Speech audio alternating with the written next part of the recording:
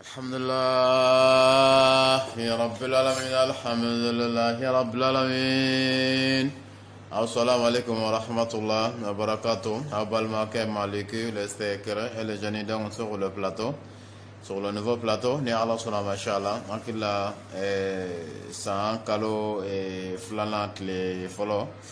ni ma fili farafin jate ura donc hakila ndona ko nana ko ni ma fili nala sona akila kalo korayngoni o bana kunu walma bana bi donc ni bi magat les foloy sini nagat les foloy nala sona machallah donc les jeunes fo jate ura ay bo fana dati bo di bi tarata nangu mardi le 7 septembre 2021 bashitara donc le secret ni cela kay minko kale muso avec qui plein à muso le 7 décembre là le 7 septembre ok sinon décembre tere ni cela kay ako ale muso be ga plein ni wakati labayna ko parce que atega jasura cela cɛ dungo k'ale bɛ k'a se dan bɛɛ de kɛ kuma dɔ la a bɛ siɲɛ 2 kɛ siɲɛ 3 siɲɛ 4 fo siɲɛ 5 don dɔw la nka o n'a ta bɛɛ muso b'a la k'a tɛ ka diya sɔrɔ ale la yalima professionnel ya bɛ cɛ in jɛ wa walima muso in yɛrɛ fana bana dɔɔnin b'a la de sinon hakili la cɛ bɛ a ye guwan kɛ sa dɛ siɲɛ joli cɛ ko k'a b'a dan yɛrɛ la de sɛgɛrɛ k'i ka ɲama de bashitara nala kan bɛn donc sababaw ma o faamuyara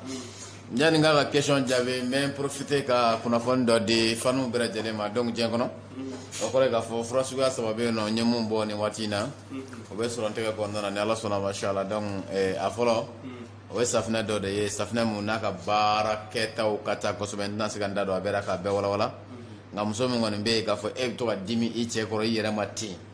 walima cɛ min bɛ yen k'e yɛrɛ bɛ to ka dimi i muso kɔrɔ ten donc safinɛ in a b'an bolo yan n'ala ka jɛ inshallah a bɛ fɛn caman kɛ min t'o si ye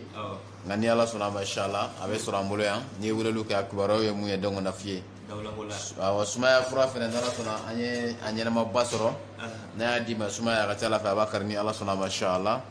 o kɔfɛ fɛnɛ furudimi fɛnɛ an tun b'a furaw di ka kɔrɔ an bɛ fura minnu di très généralement ka caya furudimi na a b'a calmer ka waati janba kɛ mais dɔw b'a fɔ k'a bɛ wuli tuguni donc ni sen na an ye matière mun sɔrɔ a la o b'a bɔ i la de a b'a kari ka bɔ i la donc pewu yɛrɛ de ni ala sɔnna ma inshallah donc ni ala ka jɛn hali n'a ka di i bɛ tulu min siga foyi tora siga tora dɛ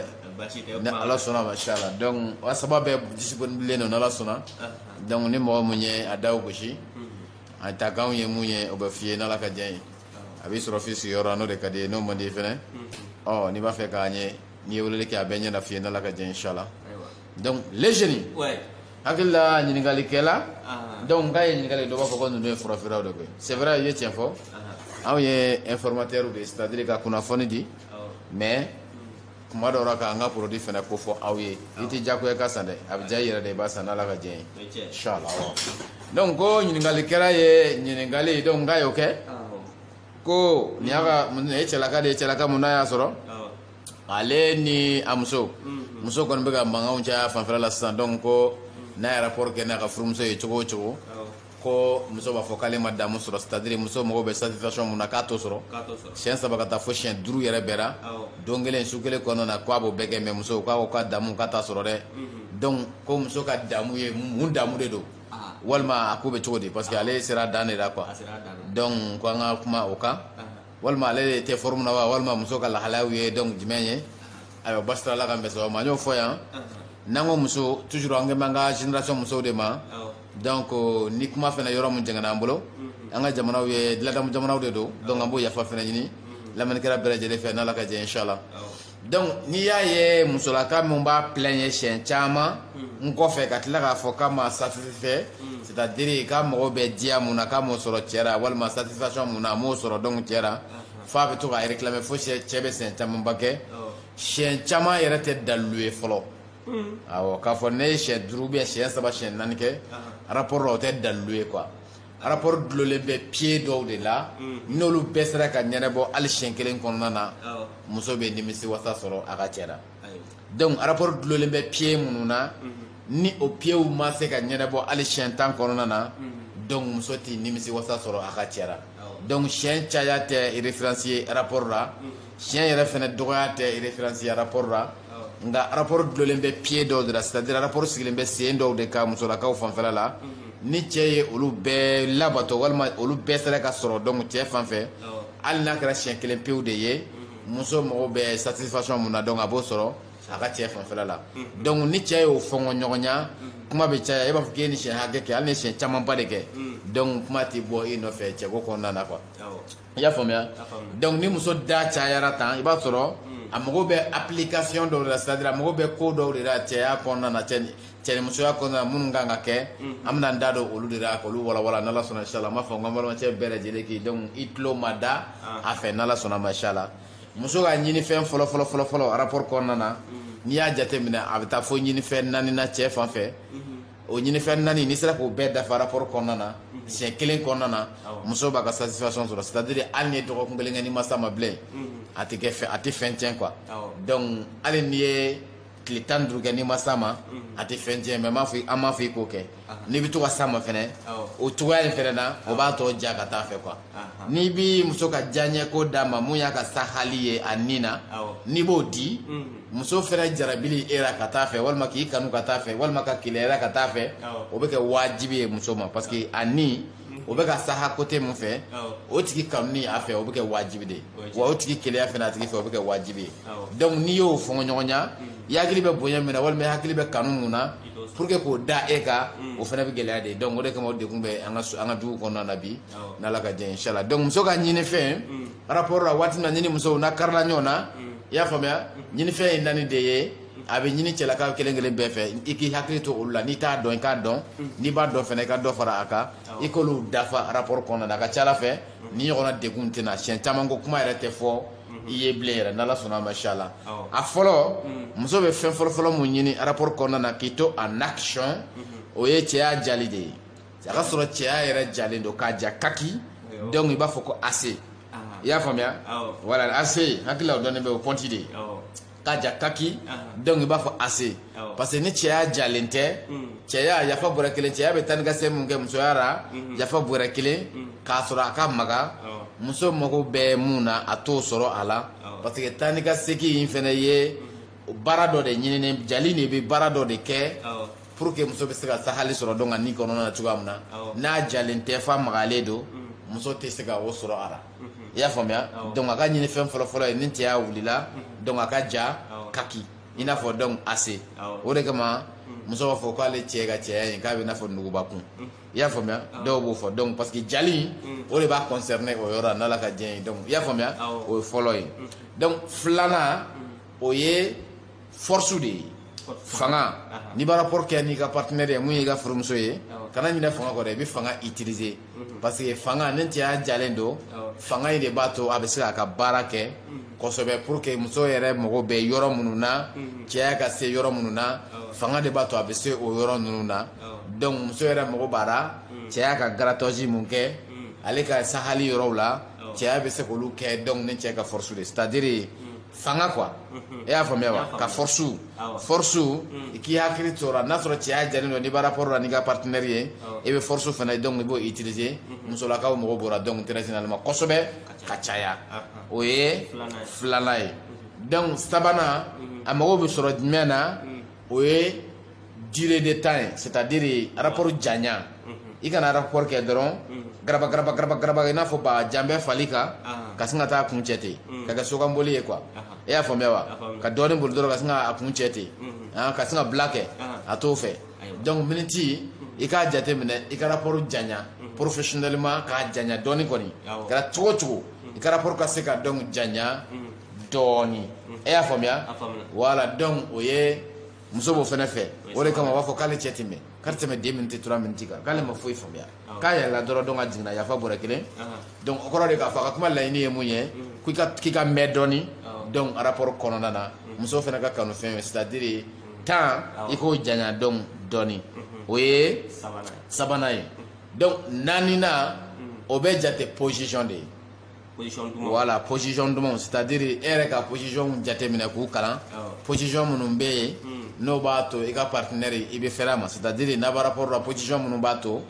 ni minnu bɛ diya d'a ma i yɛrɛ bɛ position falen falen ka taa anw tɛ position f'i ye nka i yɛrɛ bɛ position falen falen ka taa n'i sera ka diya position ma walima i sera position ma position min b'a to a bɛ mun ɲini cɛ la a bɛ k'o sɔrɔ sisan kosɛbɛ donc kɔrɔ ye k'a fɔ o y'a ka position préférée ye kuma i bɛ to ka position falen ka to ka position falen walasa a mago bɛ damu mun na a k'o sɔrɔ i fanfɛla la donc hakili o naani na de o tɛ voilà donc mun ye naani de fɔ n'i ye nin bɛɛ dafa ka sɔrɔ ka ninnu appliquer rapport kɔnɔna na rapport daminɛ walew kɔfɛ a ka ca Ala fɛ ni ɲɔgɔnna mankanw tɛ kɛ i la donc siɲɛ camanba n'i y'a jate minɛ o tɛ référence ye parce que dɔ bɛ yen i b'a sɔrɔ sisan ale ka siɲɛ kelen janya miniti 2 de don donc miniti 2 a tilala ka siɲɛ wɛrɛ kɛ miniti 2 o tɛ miniti 4 ye wa donc ale ka siɲɛ 10 o ye miniti 20 de ye e y'a faamuya mais dɔ ka rapport janya yɛrɛ bɛ taa fo miniti 35 la donc o ka siɲɛ kelen janya yɛrɛ bɛ taa fo miniti 35 la bon e ka siɲɛ 20 yɛrɛ walima siɲɛ 10 yɛrɛ e ka siɲɛ 10 janya bɛ bɛn 20 minutes de ma donc nin ka siɲɛ kelen yɛrɛ ka jan ka tɛmɛ e ka siɲɛ 10 yɛrɛ kan o la siɲɛ hakɛ o tɛ référence rapport la rapport ye mun ye mun ɲininen bɛ a kɔnɔna na n'o ye sahali ye ka taa muso nin na o waleyali hali n'o kɛra siɲɛ kelen pewu de ye muso b'o de choisi ka tɛmɛ siɲɛ caman kan nka ka sɔrɔ nafa tɛ o la e y'a faamuya donc nin waati in na a tɛ ka muso ni a tɛ k'a saha kosɛbɛ i n'a fɔ muso b'a fɛ cogoya min na o de kama kuma bɛɛ muso bɛ to k'a fɔ a ye k'a tɛ ka damu sɔrɔ a la donc n tɛ ka ja sɔrɔ donc n tɛ ka wasa bon ale fɛ k'ale bɛ ka siɲɛ caman ba kɛ k'ale kana taa a yɛrɛ bana donc ale ka siɲɛ caman in a tɛ nafa kɛ nin yɔrɔ in na parce que a dulonnen bɛ kun mun na o t'a kɔnɔ voilà o t'a kɔnɔ quoi donc muso mago bɛ mun na o tɛ sɔrɔ a la o la a bɛ kɛ siɲɛ caman fu de ye n'Ala ka jɛ inchallah donc les jeunes i bɛ jumɛn dani kan d'accord le secret an bɛ tɛmɛ o faamu na n hakili la n balimakɛ in fana a n'a ɲɔgɔnna caman u tulo b'a la donc u bɛna pratique nin fana ye dɔ ye le secret a bɛɛ ye cɛ la ka kelen mɔgɔ kelen tɛ nin nka nin fana ye cɛ dɔ ye a ko a ye sanni k'an bolo tout dernièrement komi n kun tɛ k'a ka message n kun tɛ k'a jate kosɛbɛ nka a cayara kojugu a ko a ye sanni k'an bolo tout dernièrement a ye furaw utiliser tiɲɛ na dɔ farala ale ka rapport janya kan kosɛbɛ ale ka rapport janya bɛ taa fo wagati jan yɛrɛ a bɛ taa fo miniti 45 kuma dɔ a bɛ yɛlɛ o sanfɛ nka problème bɛ ka kɛ min ye sisan ale muso ji de bɛ tigɛ a muso la a bɛ gunni kɛ fo ji bɛ ban muso la pewu k'u to rapport kɔnɔna na donc muso ka kuma cayalen don muso bɛ k'i plaindre le secret k'i bɛ mun fɔ o la bon baasi t'a la n'Ala sɔnna ma inchallah muso caman bɛ yen i b'a sɔrɔ olu filɛ n'i y'u ta k'u lajɛ u farikolo ji man ca mais o b'a fɔ ko ji ka ca cɛ yɛrɛ b'a fɔ ko jiba bura mais i b'a sɔrɔ n'i y'a ta k'a lajɛ en vrai di ji tura yɛrɛ voilà mais comme rapport dulolen bɛ durée de temps mun na i n'a fɔ an bɔra ka mun fɔ sisan n'i ma muso sama ka taa fɔ miniti hakɛya dɔ kɔnɔna na n'a sɔrɔ ji ma don walima ji ma tɛ i t'o dɔn voilà ni e ka rapport bɛ dan sira c'est-à-dire muso bɛ ji di ma waati min kɔnɔna na e ka rapport janya t'o bɔ yɛrɛ o la jiko problème tɛ kɛ muso fanfɛla i tɛ se k'a dɔn jiko problème b'ara quoi mais ni i kɛnɛyara k'i kɛra cɛ ye mun bɛ se ka muso sama ka taa fɔ miniti caman kɔnɔna na o de la i bɛna dɔn k'a fɔ e muso ko ji ma tɛ parce que ji ni waati dɔ sera a bɛ ban de bon o b'a sɔrɔ e ma tila donc fɔlɔ e tun bɛ tila k'a sɔrɔ ji bɛ yen ji ma ban quoi bon sisan muso yɛrɛ bɛ tila pewu fo ji in bɛɛ bɛ ja ka bɔ yen donc k'a sɔrɔ e bɛ rapport kɔnɔna na donc o kɔrɔ de k'a fɔ sisan a yɛrɛ farala cɛw kan musow bɛ cɛ yɛrɛ minnu ɲini est-ce que i y'a faamuya a dabira muso dɔ la mais sisan ale yɛrɛ farala cɛw kan musow bɛ cɛ minnu ɲini donc parce que a ka rapport janyana donc a kun de ni de kun ɲininen don a fɛ depuis fɔlɔ mais comme a kun tɛ ka se k'o kɛ donc o de y'a to ji kɔ kun tɛ tigɛ parce que ale kun tɛ se ka ji cogoba ka taa ji dan fo ka taa ji se donc a dan ma bon sisan ale bɛ ji cogoba fo a bɛ tɛmɛ ji dan na o la directement muso yɛrɛ mɛna ka kɛ muso jalan ye donc a bolo o la sisan a bɛ n'a fɔ yɛlɛma kɛra muso yɛrɛ kan nin waati in na donc baara kuma lasurunya ye mun ye ale ka santé cogoya o ka ɲi mais sisan dekun de bɛ muso kan ji ko problème bɛ muso in na kabini fɔlɔ de tun b'a la mais ale tun t'a dɔn bon sisan comme ale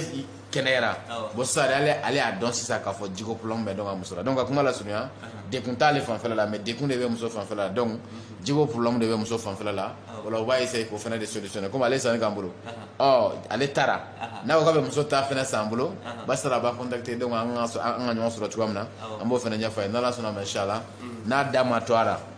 a da tɛ to muso la fiyewu n'a y'an wele n'Ala ka jɛ inchallah donc ka kuma lasurunya dɔrɔn jiko bɛ muso camanba de la muso caman ba de la mais cɛw t'a dɔn k'a sababuya kɛ i b'a dɔn ni miniti hakɛ mun ye rapport kɔnɔna na e ka rapport janya tɛ se o ma i y'a faamuya donc i b'a fɔ ko jiba bara mais i b'a sɔrɔ ji foyi t'a la n'i y'a di rapport tigi yɛrɛ ma muso yɛrɛ b'a dɔn k'a fɔ tiɲɛna ko ji t'ale la o voilà donc raison de ni n'ala sɔnna machallah donc les jeunes basi t'a la sigara ni ɲininkali m'an pousser ka taa ɲɛfɛ dɔɔni a y'a jateminɛ parce que ne kun delila ka cɛlaka wɛrɛw fana ka message sɔrɔ u ni ɲininkali ka surun ɲɔgɔn na u ko sisan muso an ka sisan muso génération musow de ko don ko u ka rapport ko kuma cayalen don kosɛbɛ a kuma cayalen don nka ko n'i y'u gun don min na ne yɛrɛ bi warago la n'i y'u gun k'u gun i b'a ye u daw bɛ tulo la kuma bɛ caya dɛ lisɛgɛrɛ yalima o kuma in réalité don wa ou bon baasi t'a la n'ala sɔnna ma les jeunes ye mun fɔ tiɲɛ don n'i y'a ta k'a lajɛ an ka furu kɔnɔna na bi problème bɛ furu kɔnɔna na furu n'a kɛra an yɛrɛ nana ka na dɔ fɔ a la o y'a dɔɔni kusaya la denmisɛnninw bɛ don furu kɔnɔna na foyi tɛ f'u ye cɛmisɛnninw bɛ don foyi tɛ f'u ye npogotigininw bɛ don donc foyi tɛ f'u ye hali o fɔli yɛrɛ kɛra donc jajuguya ye fo mɔgɔw bɛ siran ka kuma donc k'a sɔrɔ fɛn mun don mɔgɔw bɛ s'a ma kan ka fɔ i y'a faamuya donc n'i y'a ta k'a lajɛ sisan musow ka problème ye mun ye i bɔra ka mun fɔ sisan cɛ caman bɛ yen nɔ i b'a sɔrɔ o de man kɛnɛ voilà parce que n'i y'an ka sigida ta k'a lajɛ n'i ye cɛ jɔ 100 o 100 muso bɛ cɛ genre mun ɲini kɛnɛya sira kan a tɛ tɛmɛ cɛ 10 kan 90 bɛɛ man kɛnɛ voilà mais u yɛrɛ fɛ k'u ka kɛnɛ dɛ mais u man kɛnɛ voilà donc ni cɛw man kɛnɛ musow dan ye mun ye cɛw t'o dɔn voilà parce que e bɛna i ta de kɛ dɔrɔn k'a bila o la a tigi dan e tɛ se k'o dɔn i tɛ se k'a tigi da fiɲɛya dɔn i tɛ se k'a tigi ka faiblesse dɔn i tɛ se k'a tigi dan dɔn quoi o la mun y'a tigi ja a b'o de fɔ sa dabayakaw ni fɛnw a bɛ fɛn bɛɛ f'i ma suruntu ni fɛnw donc parce que ale da ye mun ye e m'o découverte yɛrɛ sɔrɔ fɔlɔ kuma tɛ e k'a fɔ ko a da ka tila la walima n'i y'a gun ou bien tan donc parce que cɛ majorité de man kɛnɛ donc n'i ye cɛ kɛnɛya ka se ne bɛ kɛnɛya mun dɔn k'a se o hakɛ ma yɔrɔnin kelen muso da bɛ tila la i n'a fɔ i y'a fɔ cogoya min na o tɛ wuli yɛrɛ voilà mais o ko in tɛ sabati parce que cɛw caman bɛ yen cɛw majorité man kɛnɛ quoi i m'a ye donc o de kama pour que i k'a dɔn k'a fɔ sisan ko cɛ majorité man kɛnɛ n'i ye furu mun ye bi k'a fɔ k'a furu bɛ ka sa problème sexualité kama c'est-à-dire cɛ ni musoya problème kama ni furu ye k'a sara o kama ni furu tan de don kɔnɔntɔn bɛɛ sara cɛ ka côté cɛ ta fan fɛ cɛ ta de kama cɛ ka kun de kama a sara est-ce que i y'a faamuya ko karisa cɛ in a tɛ cɛyara depuis san caman a tɛ cɛyara donc u y'a négocier walima a laban a bɛ taa dabila mais k'a fɔ karisa muso a tɛ musoyara o de kama furu sara i bɛ fama ka sɔrɔ i m'o mɛn dɛ tiɲɛ yɛrɛ la n'i y'o mun bɛn sisan est ce que ne o bɛ tɛmɛ a ma ca voilà donc a bɛ ten sinon o bɛ kɛ o kurusijala gosi bɛ cɛ sɔrɔ cogo min na t'a fɛ bolola gosi bɛ muso yɛrɛ fana sɔrɔ ten voilà donc mais cɛ t'o dɔn cɛ mun ka kɛnɛya ye hakɛ ye e tɛ se k'o dɔn parce que e bɛ n'i ta kɛ dɔrɔn k'a tigi to yen mais kɛnɛya yɛrɛ yɛrɛ ye mun ye n'o dir'i ma o de la i b'a dɔn k'a fɔ k'i muso man kɛnɛ est-ce que i y'a faamuya donc o de kama ni cɛ mun y'a kuma fɔ ko muso caman bɛ yen k'i b'a sɔrɔ da ka bɔ mais n'a karila ɲɔgɔn na tiɲɛ yɛrɛ la k'a da bɛ to a la a tigi ma nkalon tigɛ mais a da tɛ t'u la sisan muso ninnu a da tɛ se ka t'olu la cogoya si de la k'a sababuya kɛ cɛ genre mun kan k'a da t'u la o cɛw yɛrɛ man ca cɛw cɛla fɔlɔ donc c'est ça le problème donc problème ye mun ye information de don cɛ caman bɛ yen i hakili la k'a fɔ i ka kɛnɛ n'a ka di i kana fura san n bolo yɛrɛ fura to yen a bɛɛ tɛ fura yɛrɛ fana ye i hakili la k'a fɔ i ka kɛnɛ mais i man kɛnɛ donc information ɲini rapport kɛ cogoya kan information ɲini rapport kɛ waati kan wa fura yɛrɛ fana ɲini i yɛrɛ la pour que i ka basigi cɛ bɛ cɛ fɛ muso bɛ cɛ fɛ cogoya min na i ka se ka kɛ o lahala ye sinon an ka cɛ caman bɛ yen u man kɛnɛ o de kama musow ka ko t'i ye n'i ye furu 100 salen ye problème sexuelle fanfɛla la 90 kɔ bɛɛ cɛ ka côté de ye muso ta man ca la quoi voilà parce que cɛw de banabaatɔw ka ca mais mun y'o caya a kɛra cɛw de kɔnɔ k'a fɔ nga kene ira ba di mangane de Ira ba di. wala ka fo ne ka kene awo ira so ne ba ma ka fo e ka kene Aw. me ka so tien ira la i mangane wala ita nya yinu ida nyanya wala do ya fo mete do fana fo mete do fana fa jama bi caya ko jugu fo finalement abna ke problème quoi sinon muso nu ira de mangane nyanga muso nu daje wolu ira de mangane mais anti sika u bana don an b'u bana dɔni an ka kɛnɛya degré mun ye an yɛrɛ ma se o ma fɔlɔ donc an tɛ se k'a dɔn cogoya si de la donc les jeunes Ouais. n bɛ se k'o de fɔ n'ala sɔnna inchallah d'accord le secret hakila wagati corona ka ban ni ɲiningali kumaba fila ne kun b'an bolo i bɛ émission kuma laban fɔ a bɛ tɛmɛ baasi t'a la n'ala sɔnna ma inchallah toujours Malik le secret et les jeunes ne kun ye plateau ba ye n ka yan bi n'i b'a ɲini internet sanfɛ i b'a sɔrɔ Malik le secret i b'an sɔrɔ internet kan dɛ n'i mago bɛ kunnafoni wɛrɛ fɛnɛ na i bɛ se ka da o gosi 77 39 39 02 n'i da gosi daw na yɛlɛ i ye dɛ ni da ma yɛlɛ a kɔrɔ de k'a fɔ jama ka ca dɔɔni k'i k'i patienter dɔɔni ko daw kuna yɛlɛ i ye dɛ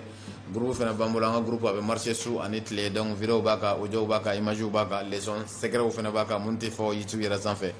donc toujours da kelen de don n'i y'a da in gosi a da kibaruyaw ye mun ye a kɔnɔna kibaruyaw ye mun ye olu bɛ f'i ye n'ala ka jɛ inchallah donc an bɔra ka fura mun kibaruya fɔ u bɛ sɔrɔ an bolo ni ala sɔnna ma inchallah donc a bɛɛ ye da kelen de ye porte numéro kelen de don 77 39 39 02 n'i ye da gosi a da na yɛlɛ i ye n'ala sɔnna ma inchallah kunnafoni mun n'o kan ka d'i ma o bɛ d'i ma n'ala sɔnna ma inchallah toujours Malik le secret et les jeunes donc sur le plateau sur le